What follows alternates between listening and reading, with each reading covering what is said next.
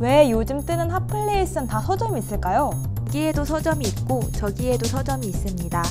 큰 쇼핑몰이나 요즘 뜬다는 핫플레이스에는 다 서점들이 들어서고 있는데요. 왜 이렇게 갑자기 서점들이 많이 들어서게 된 것일까요? 노트북, 태블릿, 스마트폰, 디지털 매체라는 재미있는 놀이가 생긴 후에는 서점이 없어지는 추세였습니다.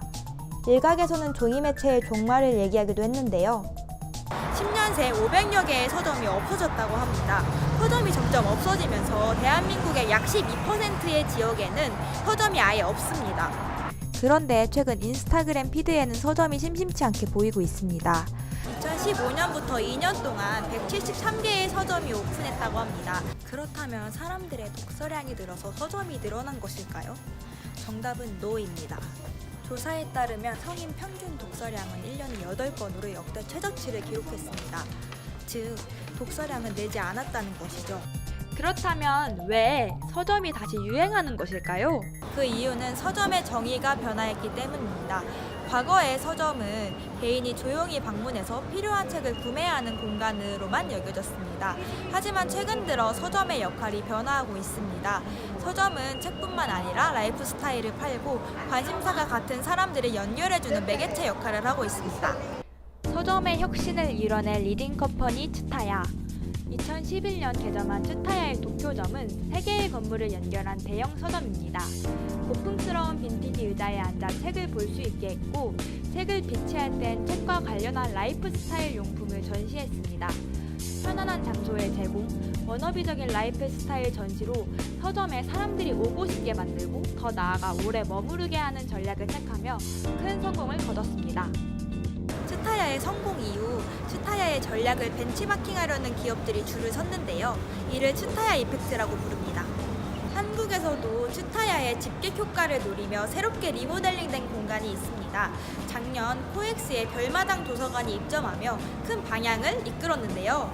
오픈된 공간, 벽면을 가득 채운 수만 권의 책들, 전국에서 가장 많은 잡지를 보유하고 있는 별마당 도서관, 쇼핑객은 물론 글을 읽고 그림을 그리고 책을 읽는 사람들로 별마당 도서관은 가득 찼습니다.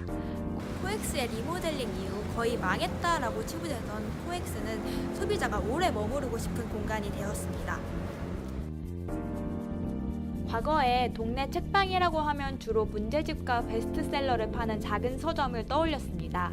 이제는 특정한 콘셉트와 취향을 내세워 취향과 관심사가 같은 사람들의 교류의 장이 되어가고 있습니다. 오상근 김소영 부부가 운영하는 당일리 책발전소, 제2기획 부사장 출신의 최인아 씨가 만든 최인아 책방과 같이 특정 사람들의 취향을 반영하는 작은 서점들이 증가하고 있습니다. 최인아 책방은 사회 각계 인사들 160명으로부터 추천하는 책들과 이유를 받아 1,600여 권으로 추천서가를 꾸몄습니다.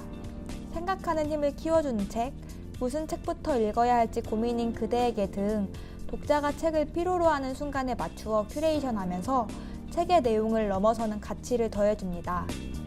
책 외에도 강연, 콘서트, 세미나, 저자와의 만남 등 다양한 프로그램을 운영하면서 독자의 신뢰를 받는 지역 서점으로 자리 잡고 있습니다. 즉, 최인아 책방은 책을 매개로 콘텐츠를 파는 공간인 것입니다.